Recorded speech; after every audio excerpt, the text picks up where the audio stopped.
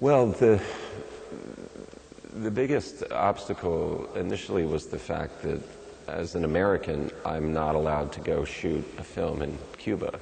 So we had to recreate Cuba.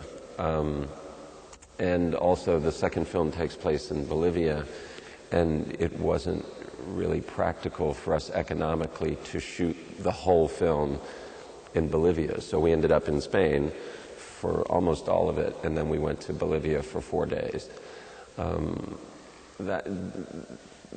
That kind of preparation, location scouting, and figuring out where you want to shoot is a part of filmmaking that drives me crazy. I can't, it drives me crazy. Sitting in a car, just driving around and around, it makes me insane.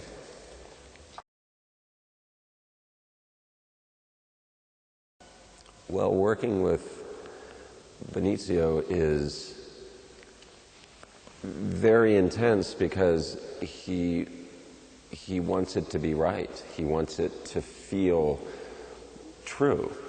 And so it's kind of a discussion that begins, in our case, it's a discussion that started in the year 2000 and ended when we finished shooting. It was almost like a discussion that never stopped. And I like that because I think that there needs to be, the creative process needs to be alive. I don't feel the need to make the final decision until we're shooting. And even sometimes when we're shooting, I'll want to change things as we're shooting them.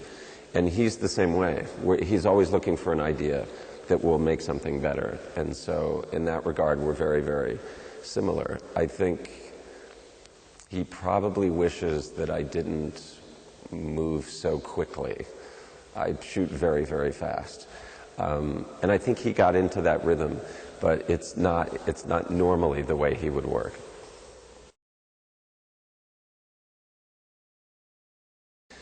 Well, I think the red camera is going to change everything.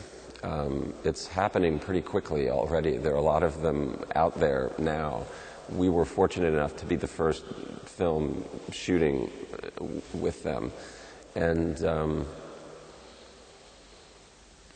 for me, it's like somebody got inside of my head and designed the exact camera that I want, both in terms of the image that it generates, which I think is really beautiful, and the size and the ease of working with it. It's a really beautifully designed camera, and I think it's going to change the whole landscape of movies. It already is. It's everywhere I go, it's all anybody wants to talk about.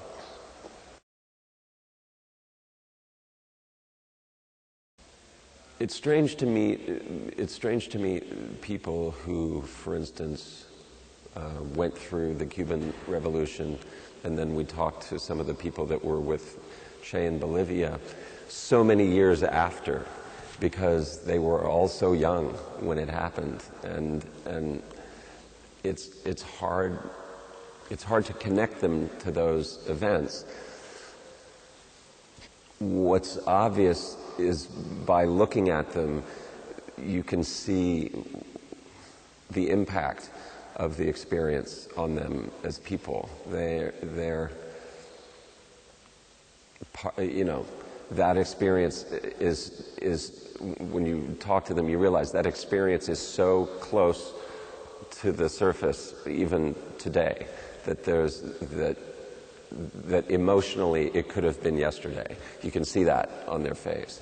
And that at least gives you a sense of how intense those experiences must have been. I mean, you're talking about, in the case of Cuba, living outdoors for 2 years. And every day you're surrounded by potential death and chaos. And it takes not just a lot of physical courage, but a lot of mental strength to survive that. And a lot of people didn't survive it. They either were killed or they abandoned the revolution.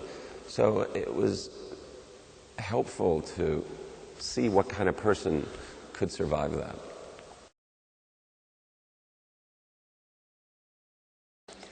I had a very superficial understanding of the Cuban Revolution, like most people, and the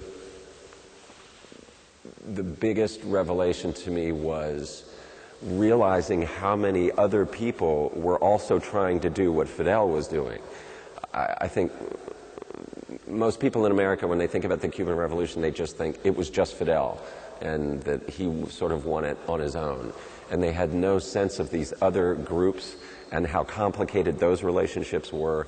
And I tried very hard in the film to show that separate from just being in the jungle with a gun, there was a lot of political maneuvering going on and a lot of